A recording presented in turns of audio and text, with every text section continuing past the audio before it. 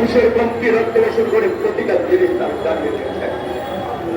আমরা আজকে এই সমাবেশ থেকে আমার দেশ ঘুরে দেওয়ার দাবি জানাচ্ছি সত্যনিষ্ঠ সম্পাদক মাহমুদুর রহমানের বিরুদ্ধে এবং তার স্ত্রী মাহমুদুর রহমানের বিরুদ্ধে যে ফরমাইশি সাজা দিয়েছে সেই অবৈধ সাজা বাতিলের দাবি জানাচ্ছি।